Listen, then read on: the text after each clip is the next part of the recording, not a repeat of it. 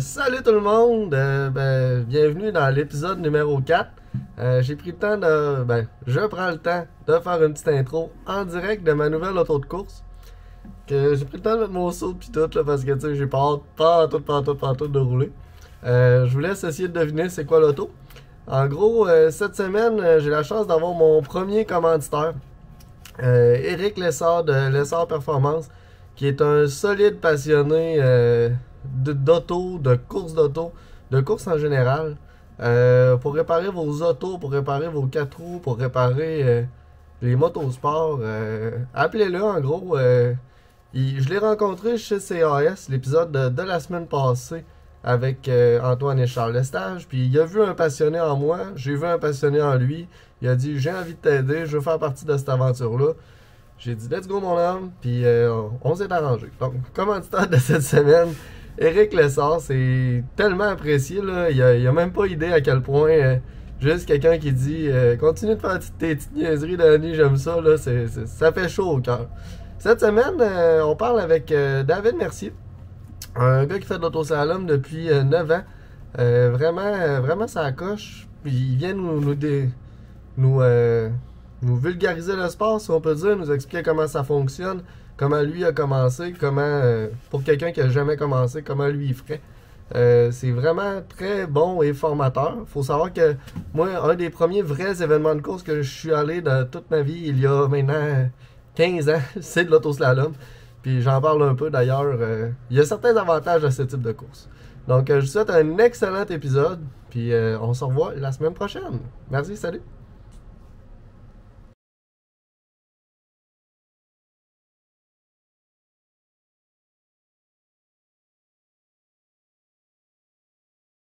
Fait que bienvenue au podcast Ta Victoire. Cette semaine, épisode 4. Ça fait déjà 3, fait que t'es le 4e. Cette semaine, je vais vous présenter David Mercier, que je connaissais un peu de nom, qu'on s'était déjà croisé, pas tant parlé. Puis, fidèle à mes habitudes, j'invite des gens qu'on ne connaît pas. Fait que, est-ce que David, tu peux te présenter? Ça me fait plaisir d'être un no-name. Ben oui, écoute, David Mercier, ça fait depuis 2017 que je fais du slalom.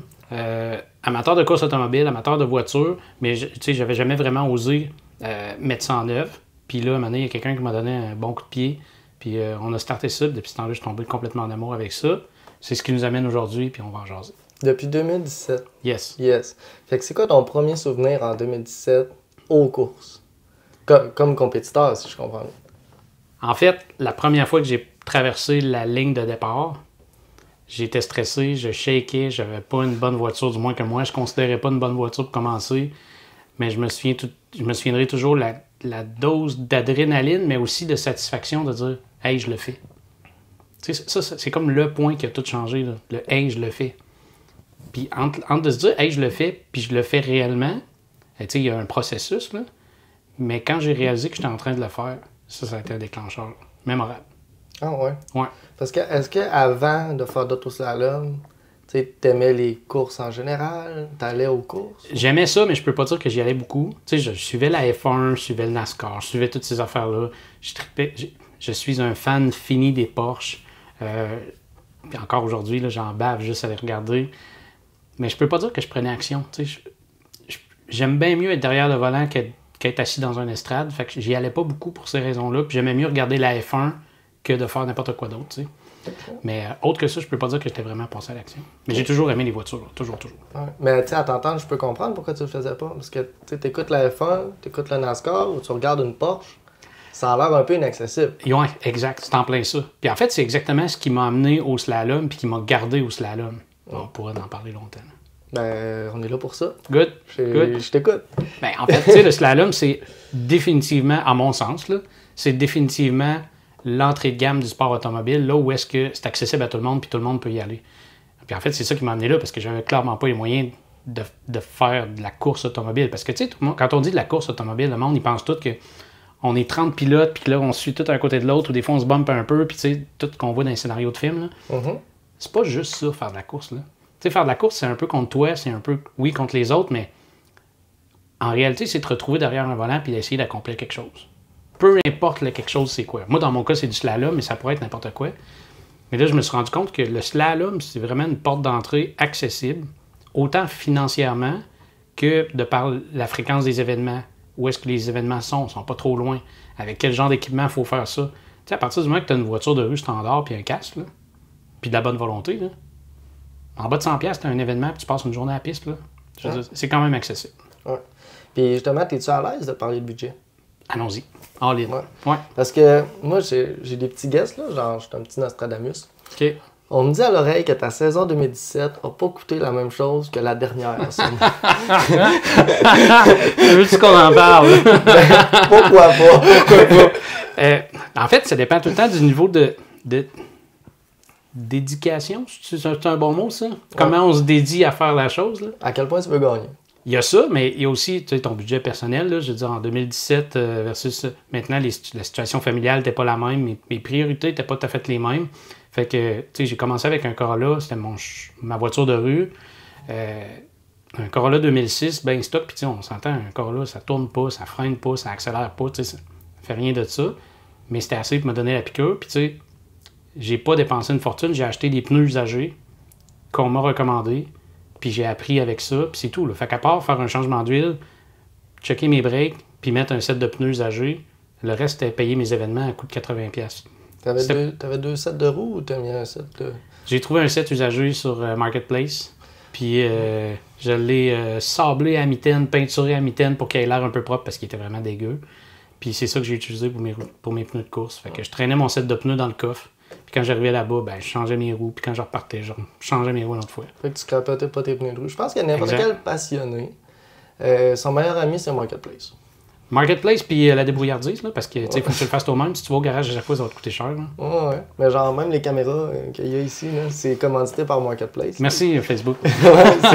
Sinon, j'aurais délité, ça fait longtemps. Là. Moi, les matins de fâchés, je t'avoue. Fait que t'as commencé avec un Corolla, genre, quelle année?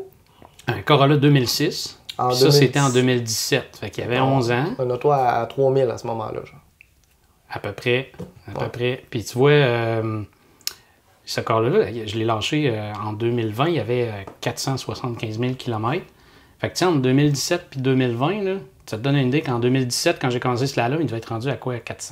Début du 400 000 km. Là. Tu sais, c'était loin d'être la voiture que tout le monde dit « Ah, wow, il s'en va sur la piste avec ça. » Au contraire, là, moi, j'avais tellement le feeling que le monde allait me juger. Là.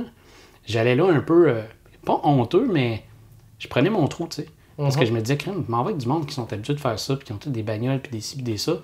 Parce que la référence que j'avais de ça, c'est quelqu'un qui était full impliqué, puis que je voyais que son setup était loin du mien. Mais finalement, je me suis rendu compte que c'était complètement une autre affaire. Mais là, on s'éloigne du sujet du budget. Fait que oui, en 2017, c'était ça, low budget. Mais là, à un moment donné, tu finis par dire, hey, j'aime ça. Hey, j'aimerais ça investir un peu plus là-dedans. J'aimerais ça m'impliquer plus, avoir plus de résultats, devenir meilleur.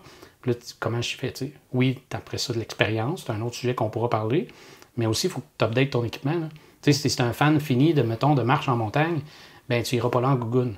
Tu vas t'acheter une belle paire de souliers de montagne, mais pas juste belle, bonne aussi, tu sais. Ben, c'est un peu la même chose dans ce slalom, dans n'importe quelle épreuve de course automobile.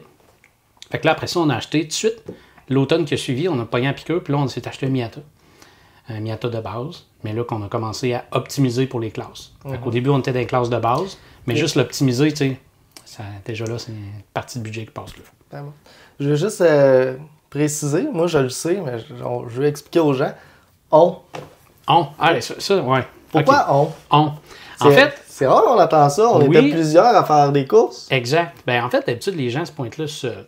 Nous autres, on était quelques-uns, dont le gars qui m'a initié, ma conjointe de l'époque, avec un autre collègue de travail. Puis là, on s'est dit, hey, ce serait le fun, on s'achète un Miata à 4, puis on le fait en équipe. Puis sérieusement, on a vraiment eu du plaisir. On a acheté le Miata à 4, on l'a préparé à 4. On a fait des courses à 4 sur la même voiture. Puis ça, au niveau confiance, au niveau de répartition des dépenses, charge de travail pour l'entretien de la voiture, tu sais, toute la charge mentale puis toute la charge financière est divisée en 4. Mais ce qui est le fun, c'est que autant ça divise ça en 4, autant ça multipliait le plaisir. Parce que là, tu étais 4 à triper sur la même affaire, à participer, à te challenger, à te donner des défis, à apprendre, à te donner des trucs. Ça, là, c'est vraiment très cool. Là. Fait que le 11, c'est Team MX. Vous avez peut-être vu la page passer, on faisait plein de posts, on a fait beaucoup de bruit avec ça. Je devrais peut-être pas dire de bruit. On a fait des événements avec ça. Puis sérieusement, on a vraiment eu une belle expérience avec ça. Je voulais absolument le plugger, ça. Fait que... Ben oui, c'est un des beaux points positifs qui est sorti de cette expérience-là. Ouais. Ouais. Puis là, ben, ça l'apprend justement à se comparer à ses 3 amis. Ouais. Toi, t'étais... on peut le nommer, je pense, là. T'étais avec Sylvain. Sylvain, Maxime, puis Catherine. Ouais. On était puis moi. Fait qu'on était les 4 là-dessus. Ouais. T'étais comme la petite recrue. Fait qu'on s'entend... en 2018, là, les temps, là, si on vous met dans l'ordre, Ouais. c'était quoi le classement? Sylvain, évidemment. Sylvain, c'est un gars d'expérience. Sylvain Bourgault, ceux qui le connaissent, il a beaucoup d'expérience, puis c'est lui qui nous a amenés là. Sylvain était loin en avant. Deuxième, c'était moi. Puis après ça, je me souviens pas si c'est Max ou Catherine ou Max. Ça a souvent joué dans cet ordre-là. Là. Il y avait une bataille. Il y avait une bataille, oui, effectivement. Puis là, en 2024? En 2024, Sylvain puis moi, on continue l'aventure. On s'est acheté une nouvelle voiture. Le Miata, on a laissé le Miata. On s'est acheté un FRS qu'on est en train de préparer présentement. D'ailleurs, il faudrait qu'il soit prêt pour dans un mois. Il n'est pas prêt. En fait, on a 2 transmissions à terre dans le garage, puis aucune dans le char. Fait que ça va venir. Mais on a acheté un FRS, on est en train de le préparer. Puis évidemment, ben là, on est 2. Fait que c'est sûr que la charge financière va changer un peu. La responsabilité de préparer la voiture aussi. Mais les 2, on a un objectif de performer, d'aller au top de la classe, mais pas juste au top de la classe, au top du classement aussi. Parce qu'aller au top de la classe, c'est une chose, c'est de faire les modifs sur la voiture, toutes les modifs qui sont permises. Fait que ça, c'est le top de la classe. Mais ça ne veut pas dire que tu vas performer, tu sais. Fait que nous autres, on a comme objectif de viser les premières marches. On va-tu y arriver? On verra, mais c'est ça l'objectif. OK. Mais moi, je comprends ce que tu dis. Faut qu'on l'explique à tout le monde peut écouter ça. Yes. Fait que, pourquoi la classe? C'est quoi les classes? En slalom, on a la notion, oui, de classe, mais quand on fait un tracé point A, point B avec des obstacles, parce qu'en réalité, du slalom, c'est ça, c'est comme en ski. Hein? On part en haut, on traverse les portes, qu'on appelle les gates, puis quand tu traverses la ligne d'arrivée, ben là, il te donne ton chrono. Ça, c'est ce qu'on appelle le temps brut, c'est le temps du chronomètre. Il y a une notion de classe, dépendamment des voitures, puis des modifications que tu as faites sur ta voiture. Ils vont te classer dans différentes classes, qui vont te donner différents index. Puis l'index, c'est un facteur multiplicatif. Fait que, par exemple, tu as un temps brut de 1 minute, puis si tu as un facteur multiplicatif de 0.8, ben en réalité, ça va te donner un temps indexé divisé de 0.8. Oui, ça sera pas... En tout cas, on n'essaiera pas de calculer le temps. Exact, mais tout ça pour dire que tu as un temps brut puis tu as un temps indexé. Puis au final, ce qu'on veut, c'est... L'index, il sert à retirer la voiture de l'équation puis les modifications de l'équation pour qu'on se compare en tant que pilote. Parce que le gars qui pilote une Porsche 911 de l'année versus le TQ comme moi qui arrive avec son Corolla, c'est clair qu'il va faire un temps brut bien plus vite que moi. Mais si on fait ce qu'il faut pour retirer les voitures de l'équation pour qu'on veut se comparer en pilote, c'est là que l'index embarque. L'index sert exactement à ça. On enlève la voiture et les modifs de l'équation pour se comparer pilote à pilote. Et là, il faut que tu sois dans la bonne classe, avec les bonnes modifications, puis tu risques d'avoir un bon à peu près, c'est quand même assez précis, un bon à peu près de où est-ce que tu te situes par rapport aux autres pilotes. C'est là que c'est intéressant. Oui, vraiment. Puis là, justement, toi, tu as commencé en Corolla. Oui. Puis il y a des nouveaux à chaque année. Oui. Puis c'est quoi tu conseillerais à quelqu'un qui n'a jamais fait de course, qui est comme toi puis moi, parce que j'avais le même enjeu, mais c'est pas de moi qu'on parle aujourd'hui. On écoute les grosses séries, on dit comment ils font, puis à un moment donné, il faut commencer, il faut faire de quoi. Fait que, mettons, si tu avais une to-do list à donner à quelqu'un. Elle est longue, la to-do list, mais les premiers items dans le haut, là, sors de chez vous puis fais-le. Tu sais, moi, j'avais un Corolla 2006 avec presque 400 000 kilos, là. Puis c'était clairement pas la voiture pour faire ça, mais c'est du coup, je l'ai fait pareil, puis j'ai trippé, puis c'est ça qui m'a fait embarquer. Un, sors de chez vous. 2, essaye pas de te comparer aux autres. Une des belles valeurs du slalom, c'est que tu te compares avec toi-même. Tu sais, il n'y a personne qui va être capable d'aller à côté un gars qui se fait 25 ans qui fait ça versus toi qui est nouveau, là. Pourquoi tu te mets pas juste toi comme objectif à battre? À chaque fois que tu rentres sur le tracé, tu as un état mental différent, tu as un état physique différent. Les conditions dans lesquelles tu vas rouler sont différentes. Puis au final, on ne va pas là pour gagner des millions et des millions, là, comme les gars de F1. Ouais. Au final, on paye pour faire ça. Quand c'était pour payer, arrange-toi donc pour avoir du plaisir. Puis quand tu te compares aux autres, puis quand tu laisses pas ton orgueil à la maison, puis ton ego à la maison, là, tu commences à être déçu. Tu es déçu de ne pas performer, tu es déçu de ne pas avoir le budget, de ne pas avoir la voiture, de ne pas avoir rien de ça. Puis ça, c'est comme le pire des sentiments que tu peux pas avoir. Ça va te faire abandonner le sport. Puis au final, ça reste du sport amateur pour le plaisir. Fait que laisse l'ego à la maison, laisse tout ça là, viens t'amuser, puis compare-toi avec toi-même. Puis si au final, à la fin de la journée, là, quand même que tu es dernier au classement, mais que toi, tu as progressé, puis toi, tu as fait des apprentissages, man, c'est une journée merveilleuse. Là. C'est ça l'essentiel du slalom. Là. Fait que si on résume, quelqu'un que c'est sa première journée, toi, tu regarderais même pas les temps. Même pas. Même pas. Parfait. En fait, c'est drôle parce que en tant que coach, parce que moi, je coach souvent les nouveaux, certains anciens aussi, mais surtout les nouveaux, la première chose qu'on leur montre, c'est pas de regarder le chrono. Oui, le chrono, c'est le fun, mais ce qu'on leur montre, c'est par exemple, est-ce que ta position de main est bonne? Est-ce que ton état mental est bon? T'es-tu stressé? Qu'est-ce qu'on peut faire pour te déstresser? T'es stressé? Ralentis un peu. Prends le temps de regarder loin. Lève tes yeux, regarde le tracé. On va parler de tout dans sa préparation pour le venir qu'elle mette à l'aise. On parle de tout sauf des chronos. Les chronos, c'est comme le dernier des soucis quand t'es nouveau. Là. Évidemment, ça vient assez vite parce que le monde veut le savoir combien de temps j'ai fait. Là.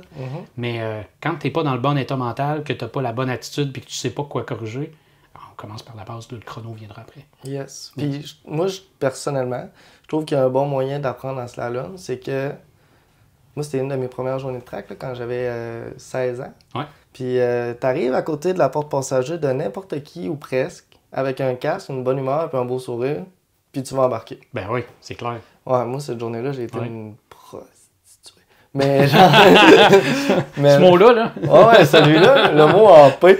Mais c'est ça, tu sais, si tu veux apprendre, surtout que c'est le même tracé toute la journée, tu peux faire des tours avec qui tu veux. Yes, à profusion. Là. C'est cool, là. Ouais. Puis sérieusement, le monde qui dit non à avoir un passager sont plutôt rares. Il y en a, puis c'est correct, on respecte ça. Mais la majeure partie du monde, au contraire, sont contents d'avoir quelqu'un passager. Pourquoi? Parce que ça leur permet de parler un peu, de partager la passion, de donner des trucs. Sérieusement, c'est une super belle façon. Là. Souvent, c'est drôle parce que souvent, il y a des gens promo qui viennent de, mettons, à un moment donné, on a eu Toyota ou des choses comme ça. Puis souvent, le monde sont habitués de faire des événements promo où est-ce qu'ils n'ont pas le droit d'embarquer dans les chars. Puis là, quand on reçoit ce monde-là, puis là, ils se disent « Ah ouais, je peux embarquer. Ah ouais, vous prêtez des casques. Ah ouais, le gars qui a la grosse bagnole, je peux embarquer avec. Yes, man, vas-y. » Puis là, ils passent la journée à faire des tours, puis des tours, puis des tours, puis ils ressortent de là avec le sourire jusqu'ici. Là. Ouais, objectif atteint. Là. Ah, puis c'est gratuit. Là. Yes. Fait que t'amènes ton enfant à partir de... Ouais, les enfants, c'est une autre histoire. On va dire, à partir de 18 ans, on va commencer là. Okay. À partir de 18 ans, tu peux embarquer avec n'importe qui. Tu mets ton casque, tu signes le waiver. Merci, bonsoir. En bas de 18 ans, ben là, c'est avec un parent direct de famille. Mais tu peux conduire à partir du moment que tu as un permis de conduire, tu as le droit de prendre le volant.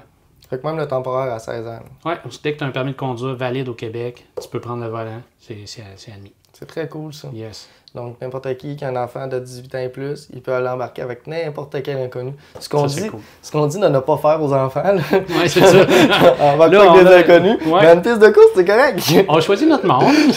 Mais oui, on le permet, il n'y a pas de problème. Ouais. Ça c'est très cool. Puis là, ben, tout ce qui monte redescend. Il y a des mauvaises journées, des fois, ou quoi? Oui, ben oui, évidemment. C'est comme dans tout, là. Des mauvaises journées, il y en a, puis souvent, ça commence par soi-même, là. Tu sais, tu arrives là dans un mauvais état mental. Je parle beaucoup de l'état mental parce que je fais une grosse relation entre succès en course automobile et ton état mental. Tu sais, quand tu arrives avec un mauvais état mental, ça ne marchera pas. Parce qu'il faut que tu sois reposé, il faut que tu laisses ton ego de côté. Toutes ces choses-là, ça te prend un certain état pour l'atteindre, tu sais.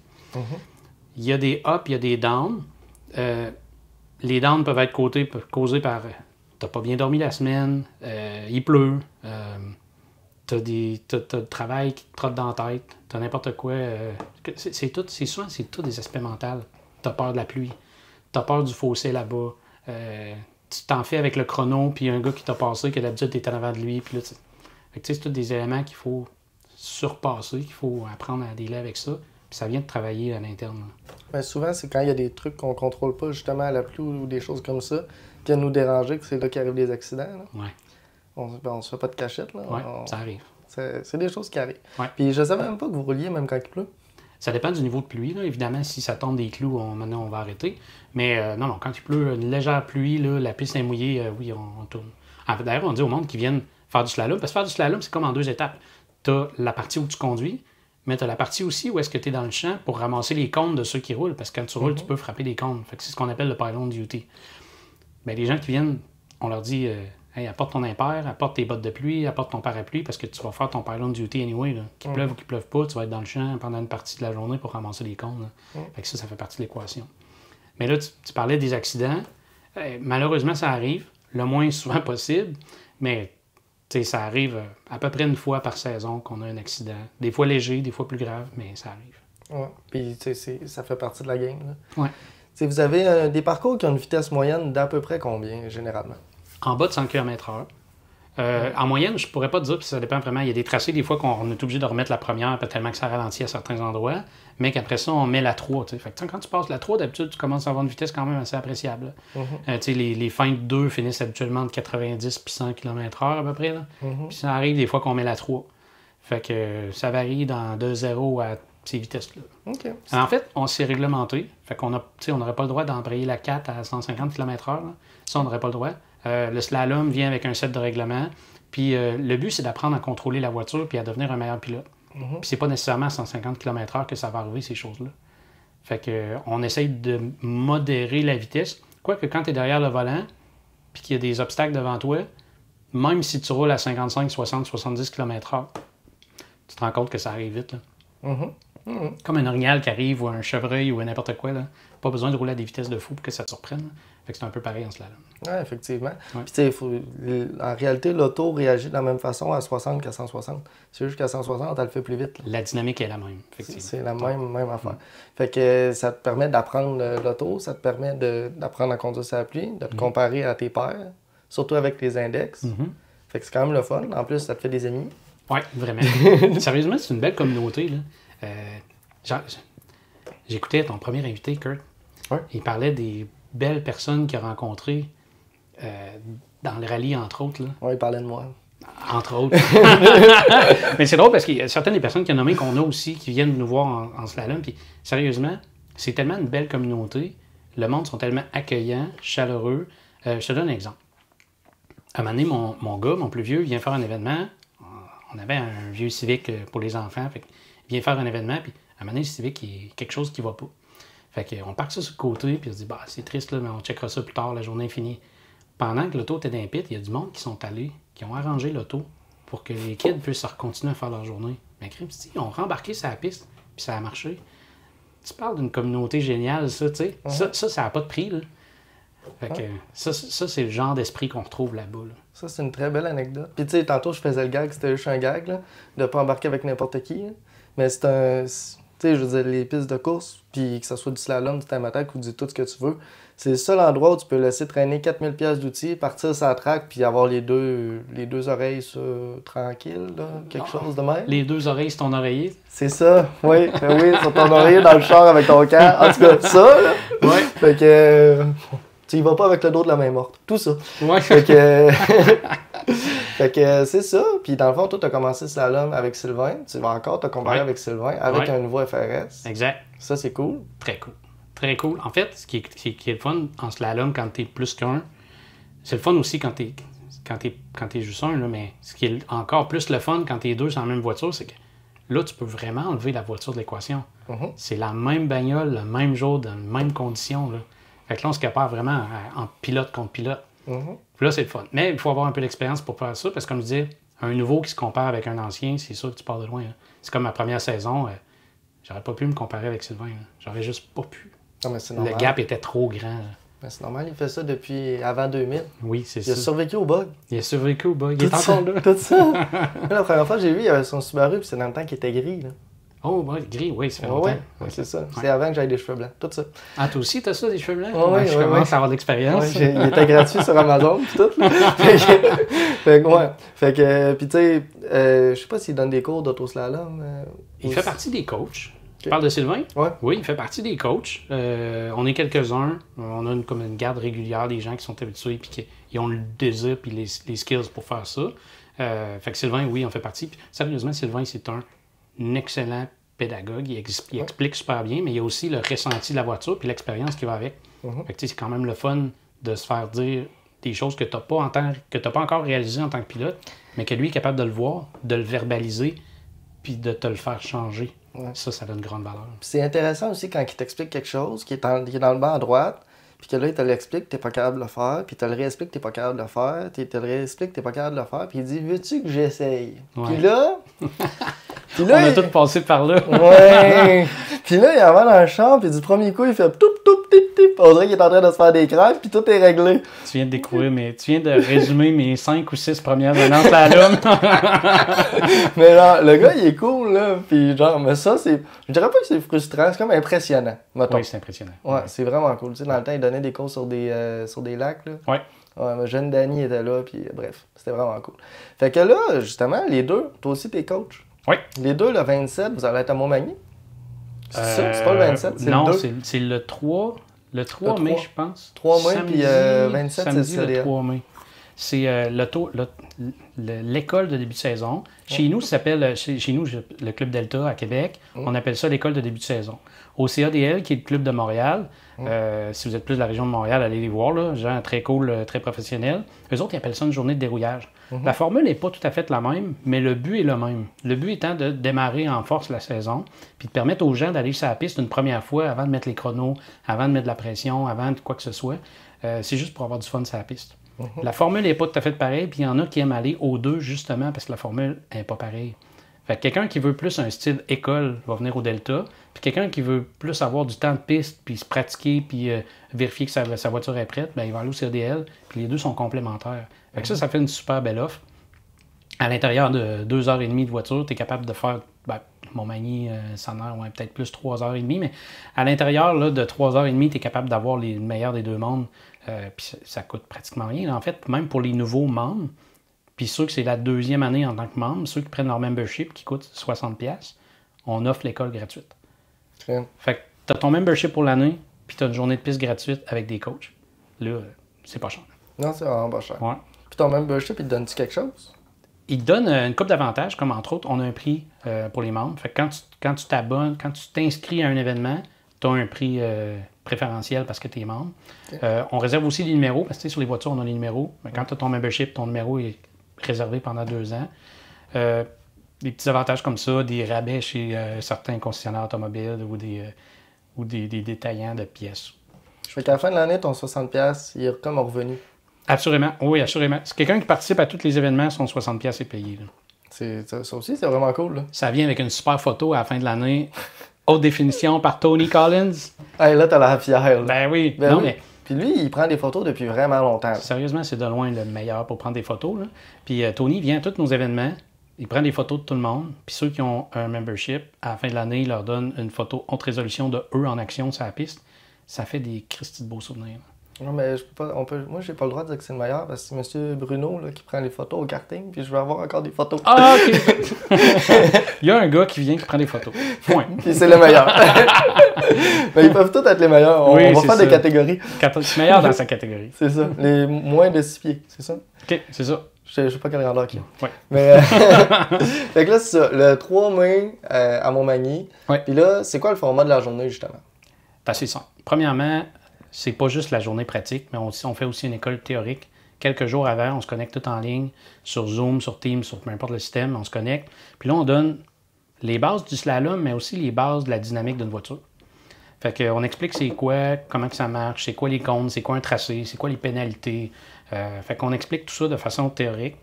Puis là, rendu à la journée même, les gens arrivent, ils prennent possession des pits.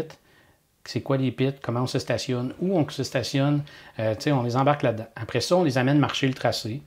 Fait qu'ils marchent le tracé au complet avec nous, on explique qu'est-ce qui est quoi, où. Puis là, le tracé normal de slalom est comme divisé en plusieurs stations. Cette année, si je ne me trompe pas, ça va être 3 stations versus 5 les autres années. Puis là, on divise les gens qui sont là dans les 3 stations. Puis on fait une rotation, à peu près aux demi-heure ou aux 45 minutes. On change de station. Puis le but étant de pratiquer une théorie différente ou un obstacle différent. Fait qu'on commence par expliquer la théorie. Bon, ici, mettons, on a ce qu'on appelle un Chicago Box. Comment on attaque ça? Où est-ce qu'on freine? Quand est-ce qu'on tourne? Quand est-ce qu'on accélère? Dans d'autres cas, ça va être une échelle. Ça veut dire du gauche-droite, vraiment un slalom. Dans d'autres cas, ça va être des rentrées rapides dans des sections. Comment plonger le nez. Ceux qui sont plus habitués, comment faire un peu de trail braking, des choses comme ça. Puis on fait des rotations. Fait qu'à la fin de l'avant-midi, un pilote a fait les 3 stations, puis sait exactement comment prendre les obstacles. On arrête pour dîner, puis Puis après ça, on connecte les stations ensemble pour faire un tracé, un vrai tracé. Puis on active les chronos juste pour le plaisir. Fait que là, les gens, ils font un vrai tracé de slalom à quelques reprises en enchaînant les stations qu'ils ont faites le matin. Fait que là, le but, c'est d'apprendre à, justement, enchaîner les sections. Fait que faire un obstacle puis arrêter, c'est facile. Faire un obstacle puis savoir comment sortir pour bien enchaîner le prochain, là, c'est un autre défi. C'est ça la force du slalom, en fait. Fait que les gens, souvent, ont la piqûre parce qu'ils se disent « OK, c'est ça le slalom. C'est vraiment, vraiment piquant, là, direct dans le sang. Là.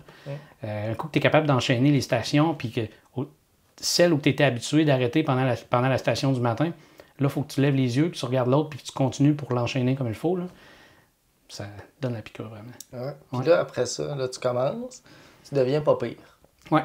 Puis un jour, là, tu vas vouloir devenir encore plus que pas pire. Tu vas vouloir devenir bon. Ouais. Puis là, ben, là, la majorité des gens vont tous faire la même affaire. Ils vont se dire, je vais dropper de l'argent dans le char. Ouais, ça, c'est le réflexe commun. Là. Ouais. Mais c'est pas nécessairement la meilleure affaire. Puis c'est là qu'on va briser des mythes. Ouais. C'est quoi la meilleure modif que tu as faite sur ton auto? Des pneus. C'est poche, hein? Des pneus, c'est ça. Des pneus puis une suspension. T'as pas rajouté des chevals dans le hood? Là? Non. Non? Hey, j'avais un Miata, hein. Fait que des chevaux dans du hood, là, il n'y en a pas bien. Ah non? Puis, non, des fois, on court après les chevaux, là. mais puis, en fait, sais-tu quoi? Je vais me séparer du Miata, puis je vais reparler du Corolla. Ouais. Le Corolla a été de loin la meilleure voiture avec laquelle je ne pouvais pas commencer. Pour différentes raisons. 1, ça tourne pas. 2, ça freine pas. 3, ça accélère pas. Fait que là, tout ça ensemble, si tu veux réussir à faire quelque chose, il faut que tu développes le skills du momentum. Un coup qu'elle a sa vitesse, il faut que tu la gardes. Un coup qu'elle commence à virer, il faut que tu réussisses à continuer de la faire virer, mais aussi à la faire changer de direction. Tout ça revient au momentum. Là. Puis tu peux pas apprendre du momentum en ajoutant des HP. Tu peux pas apprendre du momentum en mettant des pneus qui collent plus. Ben oui, tu vas avoir du momentum, mais tu n'auras pas le bon. Tu vas te fier sur tes pneus au lieu de te fier sur la dynamique du véhicule. Fait que là, avoir un char moche pour commencer, c'est probablement le meilleur conseil que je peux donner à quelqu'un. T'sais. Puis en plus, c'est le fun parce que, mettons que tu l'envoies dans le mur, ben tu peux t'en racheter un. C'est vrai. Parce que ça, c'est une de mes théories, on saura la confirmer. Mais si tu fais des courses, là, arrange-toi donc pour rouler un char que si tu mets dans le mur, tu peux en racheter un la même semaine. Ouais, ben en fait, il y a un adage en course automobile qui dit tu mets ça à la piste que tu as les moyens de laisser la piste. C'est exactement ça que ça dit. Là. Je pensais que c'était en crypto, ça. Aussi. Ouais. C'est un adage multidomaine. C'est bon, ça. Mais ouais, fait que c'est pas mal ça. Fait que des pneus, la meilleure modif. Après ça, les gens veulent aller plus vite. Fait que le secret, c'est de rouler. Rouler du seat time. Ben oui, vraiment. Ouais. Sérieusement, on n'a pas parlé du seat time, mais ça passe même avant les pneus. Là. Parce que quelqu'un qui a des pneus moches, mais qui fait beaucoup de seat time, va vraiment apprendre à dealer avec ces pneus moches qui collent pas, qui ne permettent pas d'aller au momentum correctement, fait qu'il va dealer avec d'avance. Puis dealer avec le momentum d'avance, c'est exactement ce qu'on enseigne. Puis quand tu as une voiture performante, puis quand tu as une voiture qui colle, tu perds ce réflexe-là de planifier les choses d'avance. Parce qu'il fait qu'est-ce que tu veux. Exact. Fait que quand tu pas de la grippe puis quand tu n'as pas de puissance, il faut que tu le prévois d'avance. Si tu es d'avance, tu vas super bien planifier ta ligne, tu vas bien planifier tes freinages, tes moments d'accélération. Puis après ça, quand tu arrives avec une voiture performante, tout en ligne facilement.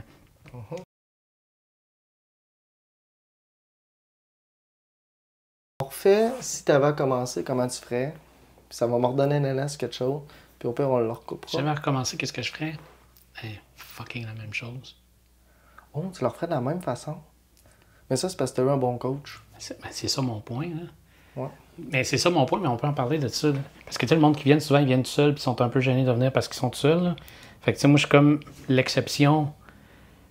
Je suis comme l'exception de ce pat-là, mais il est important à comprendre, ce pat-là, parce que le gars qui vient tout seul, il faut avoir un peu d'empathie puis se dire, tu sais, lui, il n'a pas la chance que moi j'ai eue. Moi, j'ai commencé avec un des meilleurs. Fait que c'était facile d'aimer ça, puis d'avoir des conseils, puis d'évoluer super vite. Mais c'est pas le cas de monsieur, madame, tout le monde. Fait que, tu sais, quand tu n'embarques pas avec d'autres, ou que tu laisses pas les autres embarquer avec toi, puis tu te laisses pas coacher, ça, c'est un panorama qu'on peut explorer au complet. Là. Ben, effectivement. Mais dans le fond, c'est ça. Ils vont demander. Selon toi, c'est quoi la plus grosse erreur que quelqu'un pourrait faire? Puis là, je dirais pour commencer l'autoslalom, parce que c'est ça que tu fais. Ouais. On peut y aller en général pour commencer à course automobile. Ben, pas y aller, on a parlé, mais ça c'est réglé. Ouais, ça c'est une solide erreur. Ouais. 2, arriver avec une trop grosse bagnole, c'est une autre histoire, puis on pourra en parler aussi. Mais je pense que l'erreur flagrante, là, c'est de ne pas se laisser aider de ne pas regarder ce que les autres font, de se fermer aux commentaires. Encore là, c'est toute une question de mental. On en parlait tantôt. Là. Mets-toi dans un mindset où tu veux absorber l'info, que tu veux les conseils des autres. Moi, j'ai eu la chance. J'ai commencé avec quelqu'un qui est hyper top dans le domaine, puis qui est hyper motivé, puis hyper motivant. Fait que j'ai eu cette chance-là, mais c'est pas tout le monde qui a cette chance-là. Fait que tu sais, quand tu viens, là, pas que le monde, va cogner dans la fenêtre. Hey, je peux-tu embarquer? Ou hey, tu voudrais-tu embarquer avec moi? Ouais. Dis-moi qu'est-ce que je fais de pas correct ou dis-moi qu'est-ce que je peux améliorer. Ça, là, avoir cette ouverture d'esprit-là, là, c'est sûr que quelqu'un va se développer hyper vite si tu arrives avec cette ouverture d'esprit-là. Puis souvent, le monde arrive, puis je le comprends, mais souvent, les gens arrivent un peu gênés. C'est correct d'être gêné, mais passe par-dessus. Mais c'est weird, là, mais j'étais en train de faire le comparatif dans ma tête avec une job, là. Ouais. Tu commences une nouvelle job, tu vas spotter le meilleur de la job, puis tu vas faire, ben moi, je vais être comme lui. Ben, le meilleur moyen d'être comme lui, c'est d'y parler, de voir comment il fait, de... On dit ça dans tous les aspects de la vie. Entoure-toi des meilleurs, puis tu vas faire partie des meilleurs. Ouais. C'est exactement la même chose dans le domaine automobile. Exactement. Puis, tu sais, tantôt on parlait d'humilité. C'est le meilleur conseil qu'on peut donner parce que n'importe qui, premièrement, qui s'intéresse à la course, on se fera pas de cachette, on pense tous qu'on est rapide. À vous. Vraiment? Oui. On est tous des Michael Schumacher de toute la gang. Il est là. Mais, nice. Puis, tu sais, on pense tous qu'on est rapide. On a tous nos petits détours d'autoroute préférés qu'on ne dévoilera pas. Ouais. Puis on dit tout, ah, j'ai du plaisir. Des sorties d'autoroute qui sont le fun. Ouais. Puis là, ben, on débarque à Montmagny au premier événement, qui ne sera pas l'école, mettons. Puis il y a les 60 meilleurs de la ville de Québec qui pensent tous qu'ils sont rapides aussi. Puis là, c'est là qu'on fait t'as pas si vite que ça. Ouais, la leçon d'humilité qui arrive. Ouais, exactement. Ouais. Puis là, c'est le fun parce que ça nous fait 60 amis, ben 59, avec qui se dire crime, je pourrais m'améliorer. Ouais. Mais ça peut aussi dire crime de tabarouette, je suis le 8e dernier. Là. Ouais. Tu sais, on deal comment avec ça? J'ai dit tantôt, tu laisses ton humilité à la maison. C'est aussi simple que ça. Là. Tu te mets un sourire d'en face puis tu t'arranges pour avoir du fun. That's it. Tu sais, anyway, il faut passer par la courbe d'apprentissage. La fameuse learning curve, là, il faut passer au travers. Tu as le choix de passer au travers négativement, ou de le faire en ayant du fun. Moi, je choisis clairement d'avoir du fun. Là. Fait que, tu sais, mets-toi dans le mindset, je vais avoir du fun, je vais apprendre, puis je me développerai à la vitesse que je vais me développer, mais je vais me donner ce qu'il faut pour que je me développe.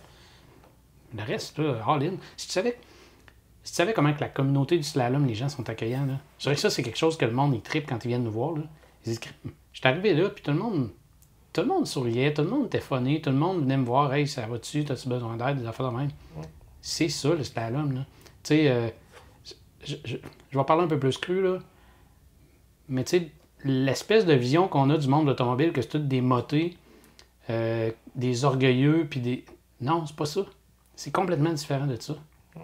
Il y en a d'ailleurs beaucoup du monde qui vont là, que c'est du monde très cérébral, qui prennent le temps de penser de comment je peux m'améliorer, comment je peux devenir meilleur avec des chiffres, avec des stats, avec des techniques connues, puis qui prennent le temps de pratiquer, puis qui font ça de façon sérieuse en ayant du plaisir. D'ailleurs, notre slogan, c'est plaisir et compétition. Ouais. C'est les deux aspects. Là. À quoi bon faire de la compétition si tu n'as pas de fun? Puis là, ben, quand tu as du fun, souvent, ben, tu veux joindre la compétition aussi parce que c'est tellement le fun que tu dis, je vais m'embarquer. Puis tu sais que tu ne seras pas déçu, même si tu n'es pas premier, c'est pas grave. Ouais, puis j'embarque tellement là-dedans parce que justement, ceux que. On prendra le mot qu'on veut, là, tu sais, qui sont trop compétitifs puis qui pensent vraiment qu'ils sont les meilleurs au monde, c'est ceux qu'on va les voir 3-4 événements, puis après ils disparaissent de la surface de la planète. C'est ça, exact. Puis en réalité, beaucoup de bons pilotes que je connais, puis là, c'est malheureux parce que toi aussi, là, ils ont l'air de des comptables ou des informaticiens. Je suis un ingénieur de logiciel. C'est en plein dans le moule. C'est un peu ça qui se passe, là. Ouais. Puis dans le fond, tantôt, on parlait de... Ben, tantôt, là, 42 secondes, on parlait de la courbe d'apprentissage. Il y a aussi la courbe de la confiance. Est-ce que vous en parlez à l'école? Moi, j'ai mes licences de pilote, mais pas pilote de char, pilote d'avion. Là. Puis je trouve que c'est quelque chose de tellement important, là. En fait, on parle pas de ce terme-là précisément, mais on l'aborde d'une autre façon. Des fois, on va dire à des gens, t'es un peu trop confiant. Oh. Des fois, on va dire ça à des gens. Du moins, moi, je l'ai déjà dit. Je parlerai pas des autres coachs, mais moi, j'ai déjà dit, t'es un peu trop confiant, slack un peu, tu te mets en danger. Puis, il n'y a rien de plus dangereux que de quelqu'un qui est trop confiant, qui pousse trop, mais qui ne sait pas pourquoi il pousse ou comment il devrait pousser. Ça, c'est dangereux. Mm-hmm. Nous autres, en tant que coach, on a un peu plus d'expérience, puis on le voit, puis À un moment donné, on est capable de dire, OK, non, ici, ça marche pas, c'est pas de même qu'il faut que tu le fasses. Là, ça va parce que l'asphalte est belle, il n'y a pas de gravier, le soleil est là, l'asphalte est chaude. Aujourd'hui, ça passe. Demain, qu'il annonce 5 degrés de moins, ça passera pas. Puis tu le sauras pas, puis tu sauras pas quoi faire pour le rattraper. Puis ça, des fois, on est obligé de le dire aux gens.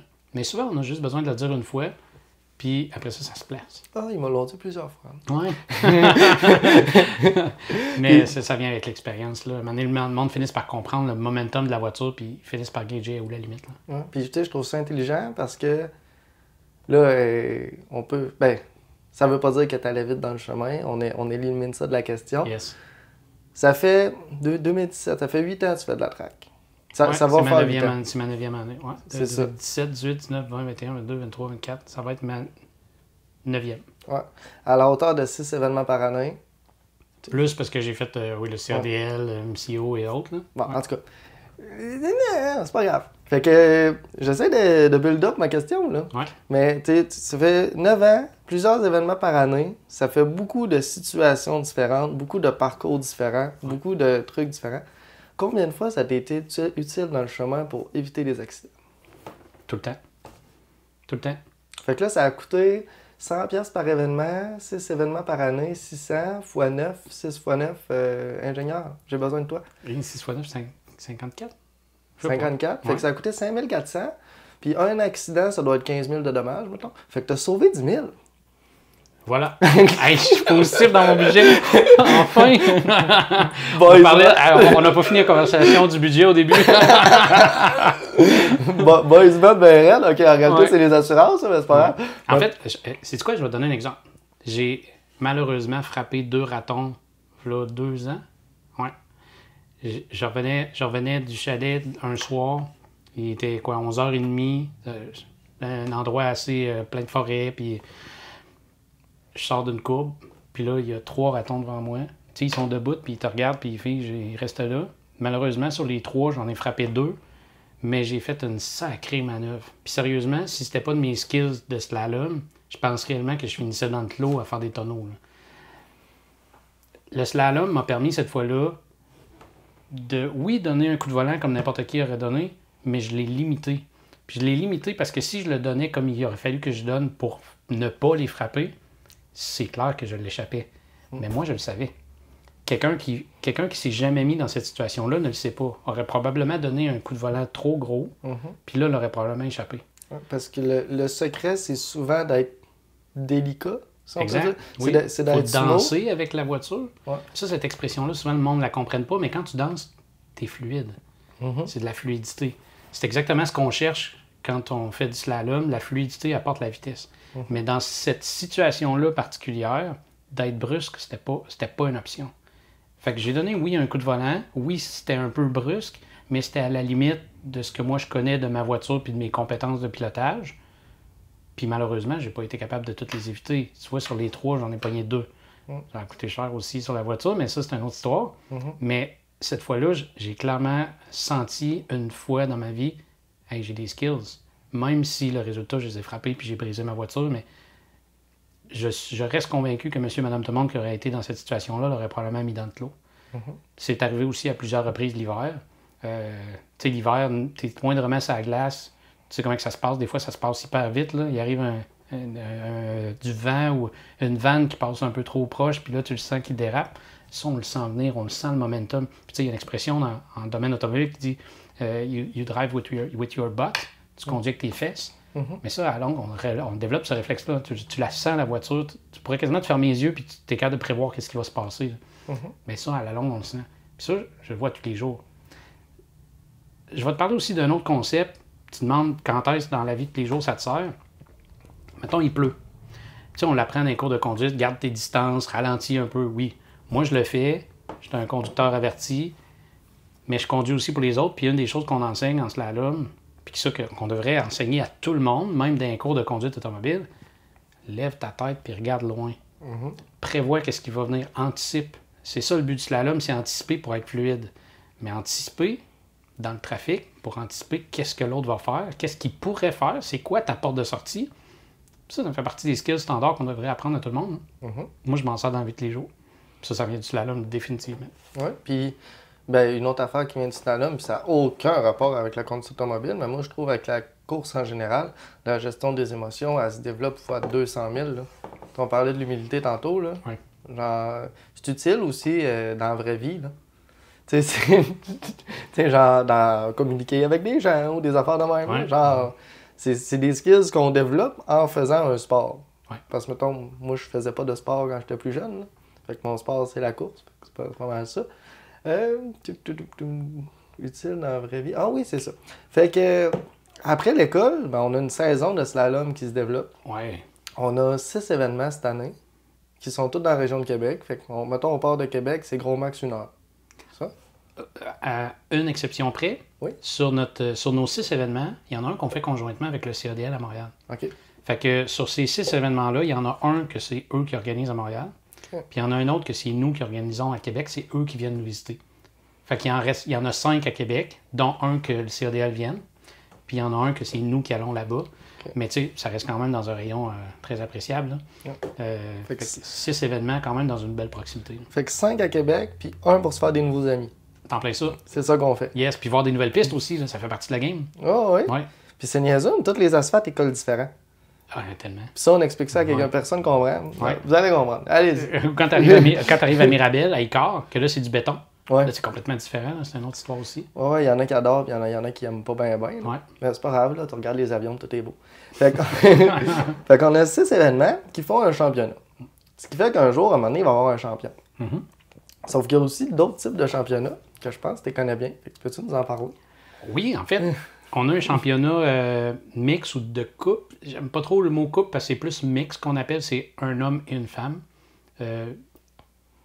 Donc 2 personnes. Puis là, le total de leurs points est cumulé. Puis là, tous ceux qui sont inscrits dans ce championnat-là mixte, à la fin, ils peuvent repartir avec un trophée, une plaque ou quelque chose comme ça. Une des raisons pour lesquelles on a fait ça, c'est pour amener le monde, oui, à apprendre à se connaître, mais aussi, mettons que toi, tu t'en vas aux courses, là, puis ta blonde est en sacrement parce que tu vas aux courses, là, parce qu'elle participe pas. Tu peux lui dire, hey, chérie, viens aux courses. On partage le char, oui. Puis il y en a beaucoup des couples qui font ça, là, qui viennent, qui chauffent les deux du char, puis là, ils se mettent dans le championnat mixte, puis là, ils font des points ensemble, puis là, c'est, hey, on va battre l'autre couple, puis là, tu sais, si le gars, il vient aux courses, puis que sa blonde, elle vient avec, lui, il est hyper content, là. Tu connais-tu un gars qui serait pas heureux que sa blonde, qu'elle vienne aux courses, là? Juste si elle voit les factures passer. C'est un autre débat. Mais souvent, ça passe mieux, c'est parce qu'elle aime ça, ça passe mieux. Bref, moi, je connais aucun gars qui serait pas content de ça, là, que sa blonde l'accompagne. Là. Fait que ça, c'est un gros point positif. Mais aussi, à l'interne du club, des fois, il y a des gars qui veulent participer au mix. Il y a des filles qui sont là, seules, puis qui aimeraient ça participer à un autre championnat. Ça permet à certains qui n'ont pas nécessairement, qui finissent pas de temps dans les 3 premiers, de dire, je participe à un autre championnat, puis ça me donne la chance d'avoir mon petit moment sur le podium. Pareil pour les autres championnats. Il y a un championnat par équipe. Au lieu d'être un couple ou le mix gars-filles, c'est 3 personnes. Puis là, il y a quelques règles pour dire tu peux pas mettre 3 champions ensemble. Il y a un maximum de points cumulés l'année dernière pour te mettre ensemble, pour éviter que ce soit juste des champions. Mais ça fait en sorte que, mettons, si t'es 2 hyper bons qui ont l'habitude de scorer fort, puis là, tu prends quelqu'un qui est plus loin dans le peloton, là, tu l'amènes avec toi, puis là, tu as des chances de faire monter cette personne-là sur le podium. Là. Le sourire qu'on met dans le visage des gens quand ils réussissent finalement à monter sur le podium, que ce soit dans leur classe en tant qu'individuel ou que ce soit dans un championnat comme ceux-là, le mix ou le par équipe, quand quelqu'un qui n'est pas habitué de faire un podium monte pour la première fois, là, ça vaut 100 pièces. On a tellement gagné notre salaire. On n'a pas de salaire, là, on fait ça gratis, mais on a tellement gagné à voir le sourire qu'on met sur ces gens-là. Là. Les autres, ils retournent de leur week-end. Qu'est-ce que tu as fait en fin de semaine? J'ai fait de la course. J'ai fait un podium. Ça vaut de l'or, là. Ça vaut de l'or. Là, ça, je suis mitigé là-dessus, là. Sur le j'ai fait de la course, j'ai fait un podium. Souvent, les gens, ils s'en foutent. Mais... Oui, mais si toi, tu sais, moi, là, chez nous, là, j'habite dans le bois, là, puis, tu sais, j'entretiens des arbres, là. Tu sais, quand je dis au monde qu'est-ce que j'ai fait la fin de semaine pour entretenir mon terrain, puis entretenir tel autre arbre, puis faire pousser l'autre, le monde, il s'en tape, mais moi, j'ai tellement du plaisir, là. Ouais. Au final, c'est qu'est-ce que t'en retires toi-même, là. Fait que, des fois, il y en a qui vivent ça tout en silence, mais qui repartent avec un sourire, puis on sait qu'on a réussi. Ouais. Même si tu n'en parles pas à personne, si tu repars de là, le cœur léger, puis tu dis j'ai accompli quelque chose, objectif atteint. Oui, c'est une belle réflexion, ça. En réalité, peu importe la passion, si tu n'es pas entouré de personnes qui la partagent avec toi, tout le monde va faire. Puis c'est normal, dans le fond. Ouais, t'as bien raison. Ouais. Moi, c'est quelque chose qui m'a dérangé pendant un certain moment, c'est pour ça que je le soulignais. Là. Ah ouais, ok. Ouais, genre, moi, puis qu'est-ce que t'as fait en 20 semaines? J'ai gagné. Genre, ok. Je suis comme, non, mais tu comprends pas, j'ai gagné, là. Ouais. Mais ça fait partie de ça, malheureusement, c'est un apprentissage qu'il faut faire aussi. Tu sais, c'est pas parce que nous autres, ça nous fait triper puis que nous autres, on y voit de la valeur que les autres vont y voir de la valeur, mais tu vas t'empêcher de le faire? Mais non, jamais. Non, mais moi, depuis que j'ai mon permis là, que je cours ça. Ouais. Genre, je l'expliquais dans l'épisode 0 qui n'est pas encore sorti parce que, en tout cas, t'écouteras ça. OK. Puis, justement, fait que championnat par équipe, à un moment donné, il y a un champion. Ouais. Puis là, ça fait des gens qui ont envie d'aller plus loin. Parce que l'autoslalom, c'est comme la porte d'entrée du sport automobile compétitif, si on peut dire. Là. Je sais pas si je mettrais lapping égal ou en bas ou plus, je sais pas. Parce qu'en réalité, le lapping est un peu plus dangereux, mais il est moins compétitif parce qu'il n'y a pas de temps. Fait que, bref, en tout cas. Puis la porte d'entrée, pour le moins cher, je considère que c'est l'autoslalom. Ouais. Après, il y a des gens qui veulent aller plus loin. Ouais. Puis là, ça, c'est cool. Il y a deux catégories. Il y a ceux qui s'en vont faire 14 championnats. Ouais. Genre faire Delta, faire CADL, aller aux States, aller courser en Floride, tout ça. C'est ça. Ça, on a quelqu'un qui fait ça au Delta. Oui. Simon. Ah, ben oui. C'est drôle, d'ailleurs, j'étais là à Lincoln, au Nebraska, quand il a gagné dans sa classe au Nebraska. Simon, en passant, qui est un champion national américain. Ouais. Ça, c'est tout qu'un exploit. Fait que oui, ça, c'est une des avenues. Oui. Ça, c'est une autre des raisons pourquoi, à ton premier événement, compare pas tes temps avec les autres. C'est clair.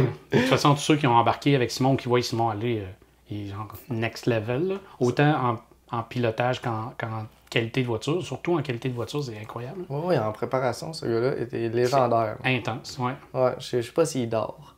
Puis, ben, il y a des gens qui vont dans d'autres catégories, dans d'autres sortes de courses pour pousser plus loin. Puis là, ben, on a des gens qui ont été en SPC. Oui. Fait que, je sais pas si on peut en parler. Ben oui, Steve Moe et Alissa qui font ça avec... Bien, en fait, ils ont commencé, eux autres, avec un Micra. Puis tranquillement, ils ont construit des voitures, pris de l'expérience, fait différents événements. Puis les autres, ils ont l'air de débloquer dans cette voie-là.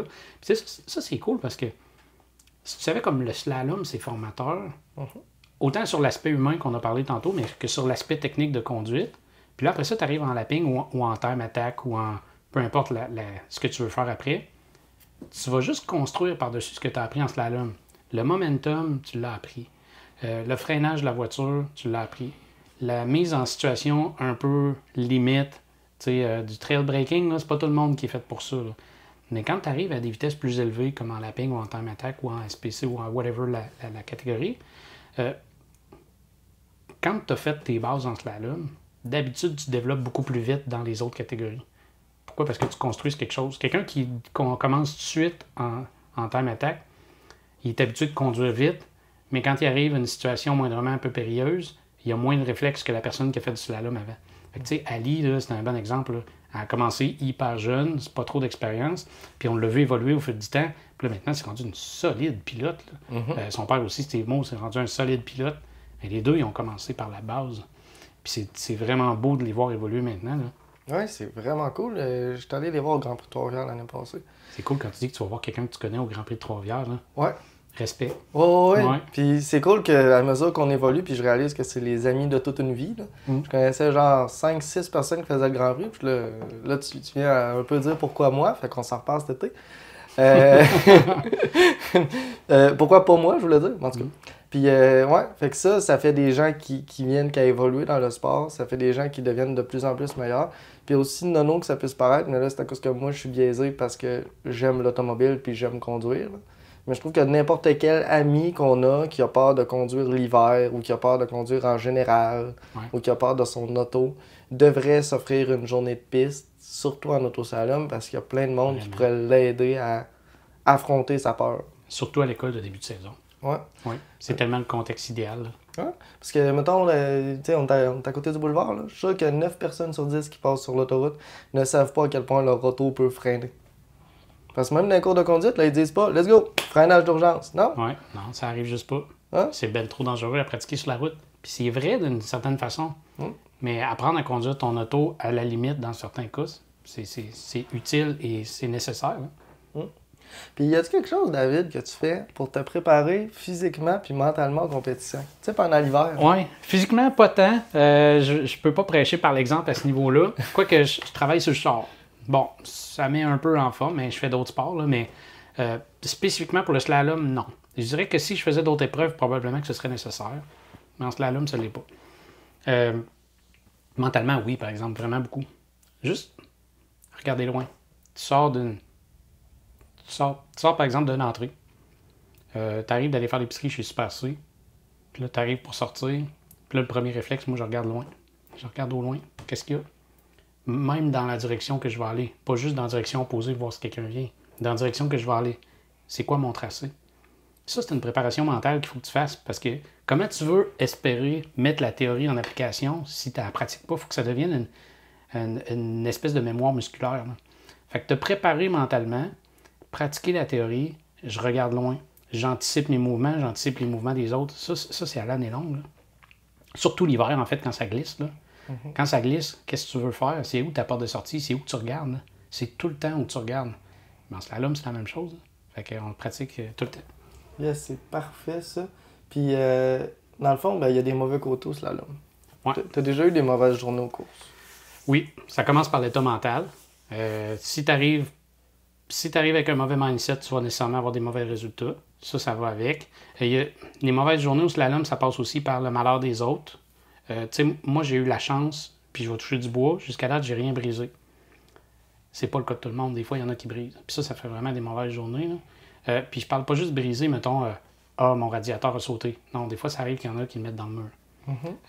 Ça, c'est des mauvaises journées. Là. Tu sais, moi, je mets sur la piste que j'ai les moyens de mettre sur la piste, puis ma voiture que je mets sur la piste, c'est clairement pas ma voiture de tous les jours, mon daily. Je mets pas mon daily sur la piste. Je l'ai déjà mis, mais je le mets plus. Pourquoi? Parce que lundi matin, il faut que j'aille travailler. J'ai des obligations, j'ai des enfants, il faut que je fasse rentrer un salaire. Je peux pas me permettre de mettre mon daily sur la piste. Fait que j'ai acheté une voiture, puis si elle meurt, je vais être triste, mais elle va mourir, puis c'est tout. Mais il y en a qui n'ont pas les moyens d'acheter une voiture de course, puis qui viennent au slalom, puis sérieusement, j'ai beaucoup de respect pour ça. Par contre, ils sont pas à l'abri d'un accident. Puis ça, c'est malheureux, mais si ça survient, ça va vraiment faire une mauvaise journée. Là. Ça, c'est un peu un downside qui a toujours un risque associé. Mais rendu là, chaque personne est responsable. Tout le monde le fait en connaissance de cause. Ça arrive pas souvent, mais heureusement. Mais quand ça arrive, c'est vraiment malheureux. Ouais. On le contrôle pas. Là. Ouais. Fait que tout le monde fait ses choix, puis tout le monde... Ouais. Limite, moi, je le couperais, parce que, tu sais... Je parle au montage, là, parce que, tu sais, je veux dire... Oui, mais, tu sais, shit happen, là. Comme ça. Ça fait partie de la game. Ouais. Puis, moi, c'est le bout qui m'intéressait. Depuis tantôt, j'attendais ce moment-là. Shoot. On n'arrête pas de dire de pas regarder le classement, puis de pas regarder le classement. Ça fait 9 ans que tu fais ça, là. Ouais. C'est qui ton rival? C'est vrai. Oh! Non, c'est moi. Je suis mon premier rival. Ah, là, j'aimais mieux l'autre réponse. Ouais. Non, mais mon premier rival, c'est moi. Parce que j'essaye beaucoup. Je suis le premier à prôner, regarde pas le chrono, bats-toi contre toi-même, t'es-tu satisfait de ta run? J'essaye beaucoup de me ramener à ça à chacune de mes runs. À la fin, oui, je regarde le chrono. Oui, des fois, je suis content, des fois, je suis triste. Mais je me pose tout le temps la question, est-ce que tu as réussi ton objectif? Parce que moi, je me fais tout le temps un plan quand j'arrive pour partir. Puis, les fois que je réussis bien, c'est parce que j'ai un plan puis que je l'ai exécuté. Puis les fois que je réussis pas bien, c'est parce que j'avais pas de plan. Fait que tu parlais de préparation mentale tantôt, là. Moi, je me fais un plan quand je suis à la ligne de départ. Qu'est-ce qui a bien été la dernière fois? Qu'est-ce qui a pas bien été? Puis qu'est-ce que je vais changer pour que ça aille mieux? Puis à la fin, je fais une rétrospection. Est-ce que j'ai réussi à exécuter mon plan? Des fois, la réponse est oui, des fois non. Fait que je suis mon premier rival. Je me bats contre moi-même. Mon deuxième, bien évidemment, c'est Sylvain. On est sur la même voiture. C'est mon coach. C'est lui qui m'a introduit au sport. Puis là, t'émérites. Il est très respecté dans le domaine. Il a fait ses preuves là, depuis longtemps. Puis tu sais, quand tu réussis à battre Sylvain, souvent, tu te donnes une petite tape. Là, tu dis, j'ai réussi. J'ai le plaisir de dire que j'ai réussi. Je le dis ouvertement. Plus qu'une fois. Fait que ça, je suis particulièrement content de ça. Mais je ne l'appellerai pas un rival. Je vais l'appeler une belle comparaison. Parce qu'un rival, c'est quelqu'un que tu veux particulièrement battre. Je veux pas nécessairement battre Sylvain, je veux être aussi bon qu'eux. Tu comprends-tu la différence entre les deux?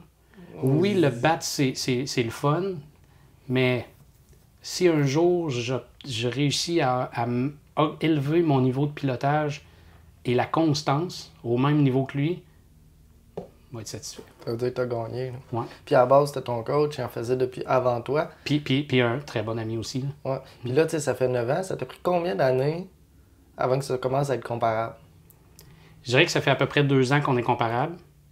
Puis c'est depuis l'été dernier que c'est la première fois que je l'ai battu.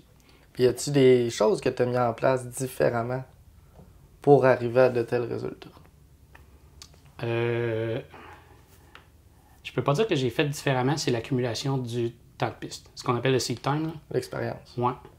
Mais aussi garder un esprit ouvert. Okay. En fait, il y a une application qu'on a qui enregistre tout ce qu'on fait puis qu'on peut comparer nos tracés. Puis ça fait depuis le début qu'on a ça. Puis on compare tout le temps nos tracés, puis on peut le faire secteur par secteur. Fait que là, on regardait tout le temps les secteurs que lui était plus vite versus ceux que moi j'étais plus vite. Puis une chose qui m'a rendu particulièrement fier, c'est qu'avec le temps, le nombre de secteurs que j'étais plus vite augmentait. Puis là, la différence entre l'expérience que lui a et que moi je n'avais pas, c'est qu'il regardait ce que j'avais fait pour être plus vite dans le secteur. Fait qu'il regardait les logs. Quand est-ce que j'accélère, quand est-ce que je freine, c'est quelle ligne que je prends. Puis lui, il était capable de l'appliquer. Fait que là, après ça, après une coupe de run, il était capable de me battre sur mes secteurs plus vite parce qu'il voyait ce que j'avais fait puis il était capable de reproduire. Moi, je n'étais pas capable de le reproduire. Fait que tu as aidé ton coach à aller plus vite. Oui. Mais il m'a aidé aussi parce que depuis 2 ans, le nombre de secteurs que je suis plus vite versus lui s'attend à augmenter. Puis je suis capable un peu plus, je peux pas dire complètement, mais je suis capable un peu plus d'appliquer ce que lui fait qu'il va plus vite. Pas tout le temps. Il y a encore cette coche-là de... Il y a de l'expérience, plus que moi, là, il faut l'avouer. Puis c'est bien correct comme ça. Mais tu vois, on commence tranquillement à se challenger, puis c'est une des raisons pour lesquelles on a autant de fun, parce qu'on a une belle comparaison, puis une belle complicité. Il gagne, je suis le premier, il serre la main, puis quand je gagne, il a un sourire d'en face, puis il est content pour moi. Puis une des phrases qu'il m'a déjà dit, il dit « David, si je suis pour perdre, je veux vraiment que ce soit toi qui me batte. » Tu sais, ça c'est une belle complicité que j'apprécie vraiment. Ouais. Ben, le podcast s'appelle « Ta victoire, c'est pas pour rien. » Oui, exact. Toi, ta victoire, c'est de battre Sylvain. Puis t'as réussi. J'ai réussi. Fait que bravo. J'ai réussi. Puis moi, je closerais sur quelque chose de... J'aime les mondes de licorne. Ouais. Fait que si on est dans un monde de licorne, puis la question est en 2 volets, tu commences par laquelle tu veux. Ouais. C'est quelle auto t'aimerais ça avoir? Ou juste conduire sur une piste? Puis quelle piste? Mais ça veut pas dire que ça va être la même auto, puis... OK, puis on pas... C'est pas ils peuvent obligé. être mix and match. Décidément, les Porsche. J'en ai parlé au début, les Porsche, c'est clairement mes voitures. Là. J'adore les Porsche. J'ai un petit faible pour les 911 GT3 RS, évidemment. Mais tu sais, n'importe quelle Porsche, même celle de base, je les adore. Là. J'ai le plaisir de participer à quelques événements Porsche. Fait que, j'en ai essayé quelques-unes, puis j'adore ces voitures-là. Là. Tu sais, juste le point de pivot, où est-ce qu'il est situé, comment tu sens la voiture, comment il réagit, ça vient me chercher profondément. Quelle piste? Je suis obligé de dire que mondialement, je les connais pas assez pour te répondre. Évidemment, il y a le Nürburgring, mais je dirais pas ça. Je dirais, j'aimerais essayer la piste qui est la plus appropriée pour peu importe la voiture que je vais avoir. Si j'ai une Porsche 911, je veux avoir une piste qui me permet d'utiliser une Porsche 911 à son plein potentiel. Mais si j'ai un Corolla, je vais avoir une piste qui me permet d'utiliser le Corolla à son plein potentiel. Tu comprends? C'est beaucoup plus relié au plein potentiel de la voiture pour me permettre à moi d'atteindre ma limite. Le slalom, moi, c'est ça qui m'a apporté de me comparer avec moi-même puis de me challenger moi-même. Puis c'est là que je retrouve mon plaisir. Fait que, quand même que j'aurais une Porsche GT3 RS sur un tracé qui fait 1,5 km, j'aurais pas de plaisir. Ouais, mais c'est logique, on veut pas envoyer une Porsche sur une piste de kart. Ouais, c'est ça. C'est exact. Fait que tu comprends. En autant que les deux soient en balance, je vais être content parce que je vais me challenger moi-même. Yes. C'est Puis ça. c'est un avantage du slalom et du rallye. Avant, c'était des pilotes de rallye que je recevais. C'est qu'il n'y a pas de contact possible. Fait que ça, c'est le fun. Ça, sérieusement, c'est un gros avantage. Ouais. Moi, ça me sécurise. En fait, je ne ferais pas ce sport-là s'il y avait des contacts possibles. Ouais. Pourquoi? Parce que j'ai pas les moyens de perdre une voiture. Tu sais, oui, on le sait, le domaine de l'automobile en général, ça coûte cher. Le slalom, c'est l'entrée de gamme. Moi, je suis all-in en slalom parce que, tu sais, le char, on le monte au max de la classe, mais ça coûte quand même un bon montant. J'ai pas envie de scraper parce par l'erreur d'un autre. Si je vais le scraper, c'est parce que ça va être mon erreur à moi. Là. J'aime ça à quel point tu te prépares à ce que ta blonde écoute le podcast. Un bon montant. C'est quoi, même pas? Non. Ma blonde est tout à fait à l'aise avec ça, puis ça va. Un bon montant. Ouais, c'est ça. Qu'est-ce que tu veux? Tu sais, c'est quoi des modifs photos, hein? Ouais, j'ai un peu fait ça. Voilà. Un peu, ouais, c'est ça. C'est le même mouvement qu'aux danseuses. Ça, je connais moins. Moi non plus. Quand tu fais un, tu peux pas faire l'autre. C'est ça, c'est un ou l'autre. Ouais, il y a des choix qui se font. Ouais. Fait que, merci David d'être venu. Hey, ça m'a tellement fait plaisir. Puis je risque d'être là le 3 avec vous autres à Montmagny. J'espère qu'il va y en avoir d'autres. Apporte tes amis. Ouais, j'en apporte un justement. On Ouais. apporte David Olivier qui en a fait 2-3, je pense, dans sa carrière. On va dire carrière. Oui, carrière. Ouais. Puis c'est pas mal ça. Ça va être cool. Ça va être vraiment cool. Eh bien, on a hâte de voir. Ça va être un plaisir. Ouais. Puis je voulais aller ailleurs, mais c'est pas grave. OK. Je voulais aller à. Mais c'est pas grave. On trouvera un moyen de le faire. Au pire, on le dira. Parce que tout a commencé juste compétiteur. Ouais. Puis après ça, t'es devenu compétiteur pas pire. Ouais. Après ça, t'es devenu instructeur. Ouais. Puis là, t'es dans le C. T'es-tu encore dans le CA? Ouais.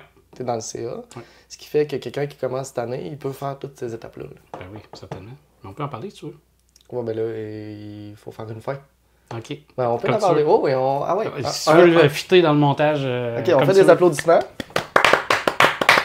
Un rappel. Un rappel. OK. Chou! Ouais, ben c'est ça. Tu sais, à quel point t'as aimé ça évoluer, puis là, t'es rendu comme dans l'organisation. Ouais. En fait, j'ai été président pendant 2 ans, presque 3. Puis là, j'ai laissé ma place à quelqu'un d'autre. Juste question de laisser du roulement puis penser à d'autres choses. Mais de passer le flambeau à quelqu'un d'autre. Mais je suis resté dans le CA pour aider. J'ai un autre poste. Je suis plus au niveau de la promo ces temps-ci.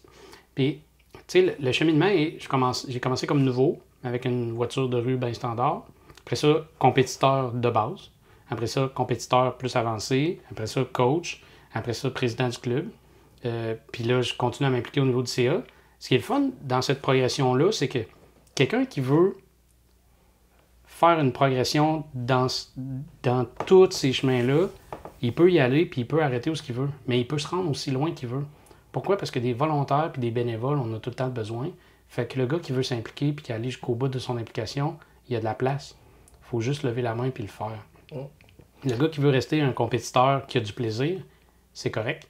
Le gars qui veut rester un compétiteur à temps partiel, c'est correct. Mais le gars qui veut y aller en ligne, je dis le gars ou la fille, il y a de la place. Ouais, c'est ça. Puis, mettons quelqu'un qui a pas de budget, mais genre 0 budget. Là. Ouais.